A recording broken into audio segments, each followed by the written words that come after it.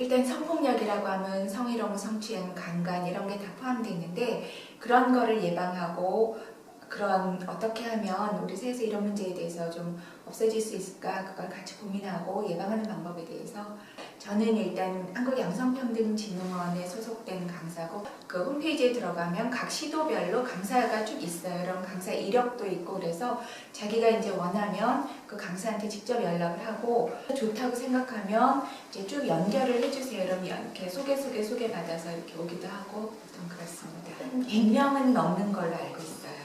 성매매 특별법이라는 법이 나오고 나서 제정이 되고 나서부터 한 거니까 강사들이 오래되지는 않았습니다. 저는 1997년에 처음 여성의 전화에서 상담을 했습니다. 그래서 이제 가정폭력, 성폭력 그런 상담을 하다 보니까 그때 이제는 성폭력 상담소가 따로 이렇게 분리가 돼서 나갔는데 그때 제가 일할 때만 해도 그러니까 성폭력과 가정폭력을 함께 다루고 있었기 때문에 이런 상담이 참 많았어요. 그 처음에 양성평등진흥원에서 강사를 모집을 했어요. 그때 양성평등진흥원 가서 이제 강사 양성과정을 밟아서 그때부터 이제 본격적으로 했던 것 같아요. 그 강사를 뽑는데 서류 전형을 해요. 거의 한 1년에 걸쳐서 1차, 2차, 3차 그래서 특히 이제 그다음에 3차에서 이제 전문가 교수들을 모시고 모든 수강생들 앞에서 각자 한 8분 정도에서 프레젠테이션을 합니다. 그래서 거기서 이제 최종 합격한 사람들을 양성평등진흥원 양평원 이름으로 전국에 이렇게 강사에 등록을 해서 그렇게 강사 활동을 하고 있습니다. 또 그러기도 하고 이제 민간에서 자체적으로 그 강사 이렇게 양성 과정을 거쳐서 강사를 나가기도 하고 강사가 되는 데는 다양한 방법이 있어요. 아니요, 아직도 자신 없어요. 그래서 어떤 때는 하다가 좀 뭔가 미진한데 그럼 잠이 안 와요. 잠이 안 오고 그러다 생각해서 뭐가 하나 덜 된 것 같으면 다시 새벽에 일어나서 파워포인트 다시 고치러 가고 그러다 보면 이제 잠이 완전히 깨갖고 잠을 꼬박 새우기도 하고 또 대상자 중에는 좀 부담스러운 대상자가 있습니다. 부담스러운 그런 대상자가 이제 군인들하고 그다음에 그 공공기관에서 특히 법원 쪽 그래서 그런 분들을 대상으로 강의를 하면 고치고 또 고치고 그날 가서 첫 마디를 뭐로 시작을 할까 이런 생각도 있고 그래서 아직도 많이 어렵습니다. 자신 있는 적은 한 번도 없어요. 근데 저 같은 경우는 학교 선생님이 참 좋아요. 학교 선생님들한테 강의가 참 잘 먹힌다 싶은데 강의 대상자하고 저하고 이렇게 보이지 않는 피드백이 있어요. 뭔가 이분들이 내 얘기가 잘 먹혀 들어가는구나 이런 느낌이 있거든요. 그럴 땐 정말 보람이 있어요. 네, 그러니까 성폭력, 성희롱, 성매매 이렇게 이제 주제별로 강의를 요청을 하시거든요. 사실 대부분 강의를 들으시는 분들의 특징이 본인이 원해서 듣는 분들 하나도 없어요. 이거 이제 마지못해서 듣고 그러니까 벌써 강의 신청하시는 담당자분께서도 빨리 끝내주세요. 재미있게 해주세요. 이거거든요. 그러니까 강사로서 참 고민이 많아요. 분명히 저분들이 이렇게 시간 때우기용으로 오는 경우도 상당히 많기 때문에 그걸 알기 때문에 어떻게 하면 그래도 조금이라도 도움이 될까 같이 공감하고 뭐가 문제일까를 느낄 수 있게끔 하려면 그 공감이 일단 제일 중요하다고 생각을 해서 전체적인 성폭력이라는 한 범주 안에 성희롱과 성매매, 성추행 다 모든 것을 포함하는 내 의사에 반하는 내가 원하지 않는 성적 행동을 하는 것 그것을 이제 성폭력이라고 정의할 수가 있죠. 어떻게 대처를 해야 되는지 그리고 그 성희롱, 그러니까 성폭력을 하는 사람들이 문제가 됐을 때 했는 말이 몰랐다. 그리고 자식 같아서 했다. 그런 말씀을 그런 변명들을 참 많이 하세요. 어떤 경우에는 이제 의도하지 않았지만 그동안의 우리 사회 문화가 그런 부분에 대해서 너무나 허용적이었기 때문에 이게 잘못된 것인 줄조차도 모르고 그냥 일상적으로 했던 거죠. 그래서 그런 부분이 뭐가 잘못이고 왜 해서는 안 되고 그런 부분에 대해서 저희가 교육을 하는 거죠. 심각하죠. 정말로 심각하죠. 지금 최근에 이슈가 된 서지영 검사건 많이 들으셨잖아요. 사실 대한민국에서 검사, 여자 검사라고 하면 거의 1% 안에 드는 엘리트라고 봐야 되지 않을까요? 그런데 그런 여성들, 서지영 검사를 시작으로 검찰 내에서도 여기저기서 지금 미투가 나오고 있습니다. 그분들조차도 그런 대접을 받는데, 그렇다면 일반 여성들 또는 비정규직이라든지 힘을 갖지 못한 여성들이 겪는 그런 거는 드러나지 않았다 뿐이지 굉장히 심각할 거라고 생각을 해요. 저는 이 성폭력 문제가 결국은 우리 사회의 갑질 문화하고 이게 결국은 맞닿아 있다. 그래서 이것을 통제하는 게 결국은 권력의 문제라고 생각을 하거든요. 거기에는 아주 천박한 그런 갑질 문화인 거죠. 그게 있기 때문에, 그게 뿌리 깊게 있기 때문에 그게 문제라고 생각을 해서, 이거는 정말 교육에서부터 이게 고쳐지지 않으면 정말 안 되겠다. 그리고 공부만 잘하면 모든 게 다 용서가 되는, 사실 솔직히 말해서 그런 문화였잖아요. 그러다 보니까 아이들이 교육을 통해서 제대로 누군가를 배려하고 소통하고 제대로 대화하고 이런 거를 배우지 못했어요. 어릴 때부터 경쟁하는 것만 배웠기 때문에. 그래서 교육에서부터 문제가 시작이, 이게 고쳐져야 된다, 그런 생각을 합니다. 정말 좋은 사회는 이런 교육이 필요 없어야 되죠.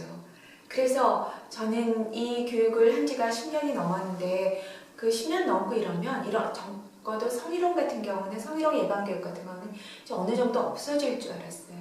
그런데 최근에 우리 사회를 보니까 없어지기는커녕 정말 올해도 열심히 달려야겠구나, 이런 생각이 들더라고요. 아직도 갈 길이 너무나 멀구나, 그런 생각을 많이 들었습니다. 지금 여성 검사들이 용감하더라고요. 여자들이 들고 일어났어요.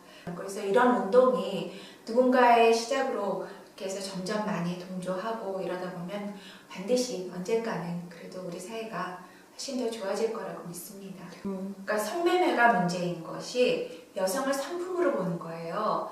사람으로 안 보는 거죠. 그러다 보니까 내가 돈을 냈으니까 내가 함부로 해도 된다. 그래서 그 상품으로 보고 인간으로 안 보고, 그러다 보면 그 안에서의 문화가, 성매매 그 안에서의 문화가 거기서 그치지 않는다는 거죠. 그게 자기 조직사에서도 드러날 것이고 가족한테도 드러날 것이고, 그게 다 연관이 된다고 보거든요. 그러니까 그 성매매 여성들이 정말로 처음부터 본인이 좋아서 자발적으로 들어간 경우는 거의 없다고 봐요. 굉장히 어려운 환경에서, 그리고 제대로 보호자, 특히 부모의 제대로 된 보살핌을 받지 못한 어린 여성들이 10대 때 성산업에 유입이 됩니다. 그들 뒤에는 호주가 있습니다. 황금알을 낳는 거위가 지금 이게 끊어지게 생겼는데, 그 여성들을 뒤에서 조종하는 거죠. 그랬을 때 그 여성들이 그 사슬을 끊고 나올 수 있게끔 도와줄 수 있는 그런 손이 반드시 필요하고, 우리 사회가 그들을, 그 사회를 거기서 끊어낼 수 있게 반드시 도와줘야 된다고 생각을 해요. 버지니아주에 있는 조지 메이슨 대학이라는 데 객원연구원 이런 걸로 갔었어요. 그래서 거기 현지에 있는 그 미국 상담소가 있어요. 가정폭력 상담소가 있더라고요. 그래서 거기 1년 동안 거기서 자원봉사로 일하고 왔었습니다. 그래서 참 많이 배웠어요. 그런데 굉장히 부러웠던 게, 가정폭력으로 고통당하는 여성들한테 굉장히 많은 서비스를 해주더라고요. 그래서 경제적으로도 그렇고 많은 지원을 해서 거기에서 현지에 가서 그걸 공부하고 배우고 왔었습니다. 그들이 생각하는 중산층은 외국어 한마디 하나 이상 할 수 있고, 남을 도울 수 있는 여력이 있고, 악기도 하나 할 줄 알고, 그리고 불의에 대해서 정할 줄 아는, 그게 중산층의 기준이라고 생각을 해서 굉장히 자원봉사들을 많이 하시더라고요. 그리고 그게 그들 사이에 있어서는 좀 일종의 의무같이 보였거든요. 그러다 보니까, 그래서 내가 버는 어느 정도의 수익은 다른 사람을 위해서 기부하는 게 너무나 당연한 거고, 내가 갖고 있는 재능이라든가 이런 거에 대해서도 기부해야 된다고 생각을 하고, 그런 문화가 저변에 깔려있기 때문에 그게 가능하다고 생각을 해요. 그 센터에 모여서 그 가정폭력 피해 여성들이 공부를 해요. 근데 굉장히 다양하더라고요.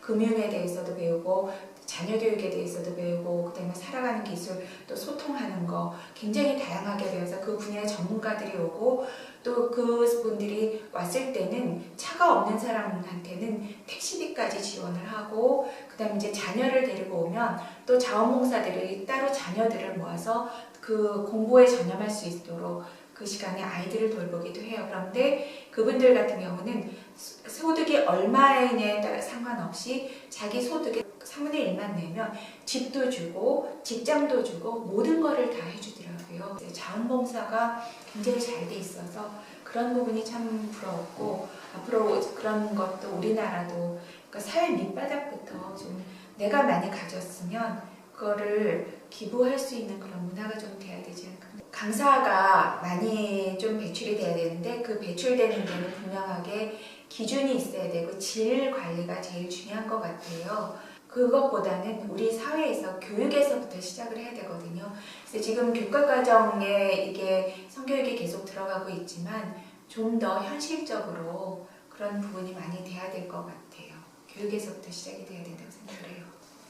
우리나라가 인터넷 강국이긴 하지만 굉장히 부작용도 많아요. 그리고 아이들이 수업 시작하면서가 완전히 도전인 거죠. 입으로 담을 수 없는 온갖 질문들을 해요. 받아갖고 와서 전체가 다 돌려본 것 같아요. 그러지 않고는 저런 질문들이 나올 수가 없거든요.